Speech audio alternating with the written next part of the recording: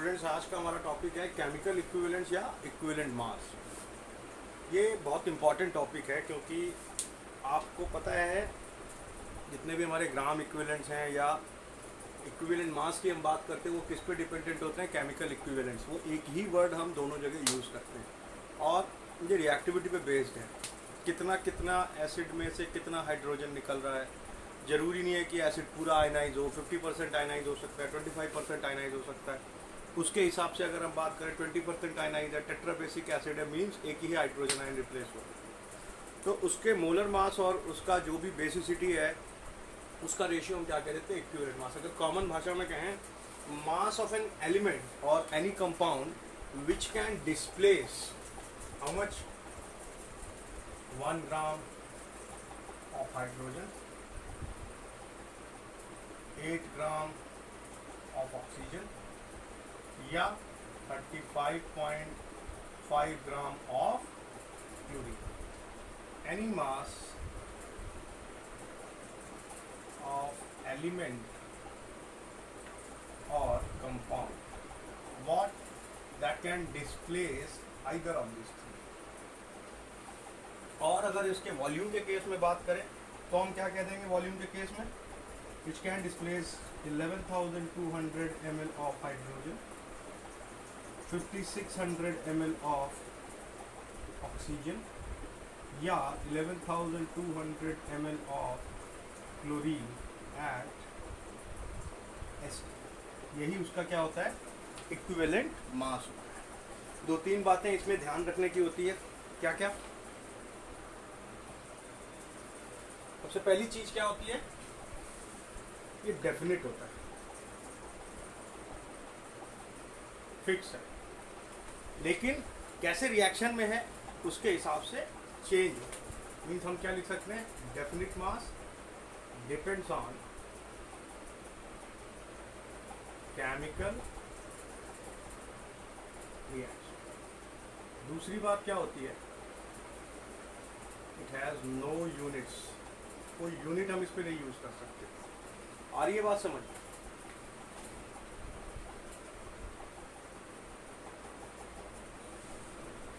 It is not a definite mass. उसको हम बोलने में गड़बड़ कर गए। It is not a definite mass means इसको यहाँ पे लिख लो कि it is not a definite mass and it depends on chemical reaction. It has no units और हम लिख सकते हैं इट इज वेरिएबल। जितना आयन डिस्प्लेस होगा उसके हिसाब से ही इसका मास निकल के आएगा। आ रही है बात समझ में? कई मेथड्स होते हैं, हम लोगों ने कई सारे डिस्कस भी किए थे, लेकिन फिर भी एक बार रिवीजन के तौर पे हम देख लेते हैं। पहला मेथड हमारा कौन सा होता है, जिसको हम क्या कहते हैं, हाइड्रोजन डिस्प्लेसमेंट का। ये हम कब यूज़ करते हैं, जब हम क्या देखते हैं कि जो बहुत रिएक्टिव मेटल्स हैं उनके केस में। क्या कहा हमने, हाइड्रोजन डिस्प्लेसमेंट मेथड।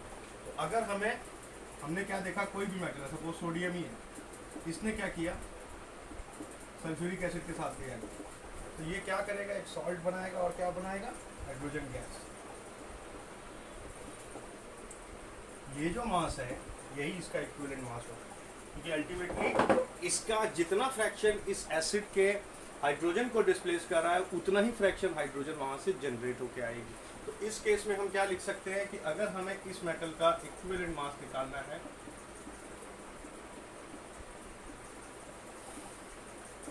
तो हम क्या लिख देंगे, मास ऑफ मेटल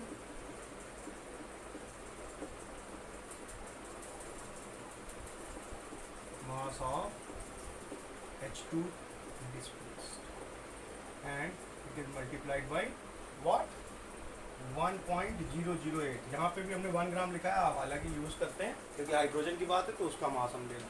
और हम कैसे कर सकते हैं कि दूसरी चीज़, अगर हम वॉल्यूम के केस में बात कर रहे हैं तो भी हम इसको ऐसे लिख सकते हैं कि मास ऑफ मेटल और millilitre of H2 evolved at ST that has to be multiplied by 11,002। अगला हमारा मेथड क्या होता है, मेटल जब भी ऑक्सीजन के साथ रिएक्ट करते हैं तो वो क्या बनाते हैं, मेटल ऑक्साइड बनाते हैं। तो हम उसको क्या कह देते हैं, ऑक्साइड फॉर्मेशन।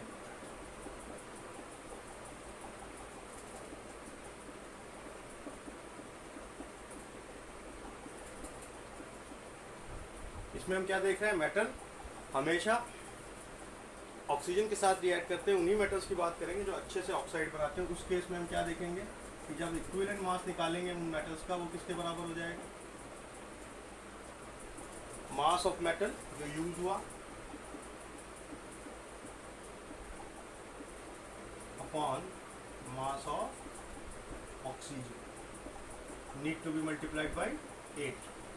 और दूसरा तरीका क्या कर सकते हैं हम, वही मास ऑफ मेटल, एम हम लिख रहे हैं मेटल के लिए, upon millilitre of oxygen at STP that has to be multiplied by 5600 ml।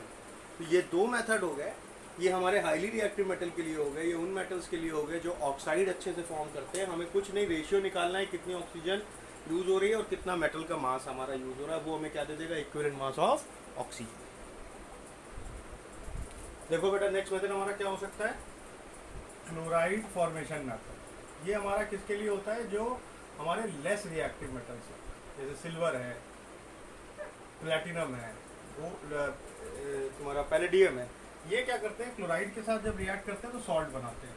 तो हम लिख सकते हैं कि ये मेथड हम कब यूज करेंगे, लेस रिएक्टिव मेटल्स के केस में। और कैसे लिख देंगे, equivalent mass of metal is equal to mass of metal upon whatever mass of chlorine is used multiplied by 35.5। Volume के केस में बात करेंगे तो mass of metal is equal to volume of Cl2 at NTP will give you the equivalent mass of metal and that need to be multiplied by 11,002। अगला method आता है metal displacement method. आपने पढ़ा है कई बार, जो हाईली रिएक्टिव मेटल्स होते हैं वो क्या करते हैं, लेस रिएक्टिव मेटल्स को डिस्प्लेस कर देते हैं।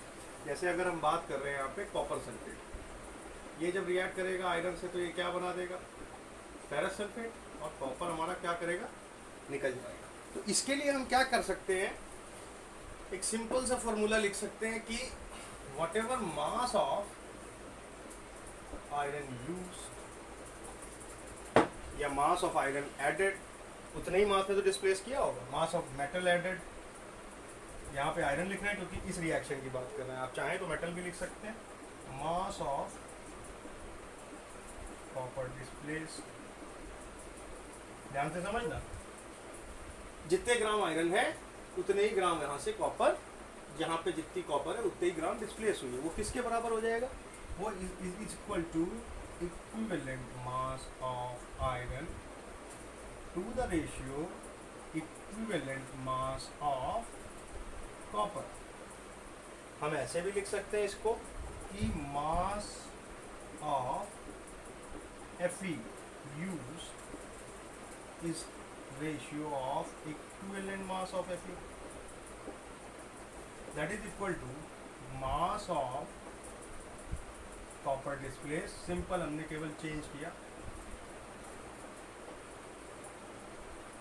Divided by equivalent mass of copper. Simple ratio ये है कि जो भी आपने मेटल का मास यूज किया उसका रेशियो अगर आप निकाल लें, उस यूज्ड मास से कितना मेटल डिस्प्लेस हुआ वो किसके बराबर है, एडेड मेटल के equivalent mass divided by displace metal के इक्विवेलेंट मास। अगला क्या आता है, डबल डिकम्पोजिशन मेथड, जिसमें हमारे डबल सॉल्ट डिकम्पोज होते हैं। इसका मतलब हम क्या करें, एक्सचेंज रिएक्शन जैसे होता है। हमने कहा एक हमारे पास क्या था, silver nitrate, it is going to react with sodium chloride. Suppose इसको हम नाम दे देते हैं AB, इसको नाम दे देते हैं CD, ठीक है। ये क्या फॉर्म कर रहा है, AgCl और साथ में NaNO3, AgCl का PPT बन के आ रहा है। अब हमारा NaNO3 क्या हो जाएगा भाई, ये क्या था, Ag को हमने A माना था, NO3 को B माना था, Na को C कहते हैं, D को Cl कहते हैं। तो AgCl हमारा क्या हो गया, Ad, और NaNO3 हमारा क्या हो गया, Cb। Na हमारा क्या था, Cb। तो हम इसको इक्वेशन के फॉर्म में कैसे ले सकते हैं, whatever mass of AB taken divided by mass of AB precipitated. जितना हमने लिया होगा सिल्वर, उतना ही तो सिल्वर क्लोराइड बना के ले पाएंगे। वो किसके बराबर है, equivalent mass of AB divided by equivalent mass of CD, equivalent mass of AD।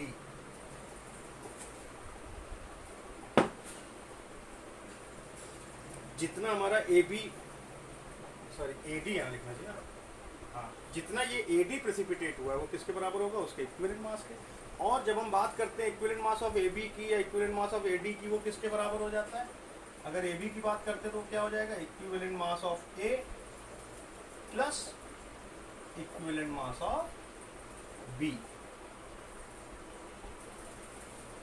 ये किसके बराबर हो जाएगा, AD, equivalent mass of A plus equivalent mass of D।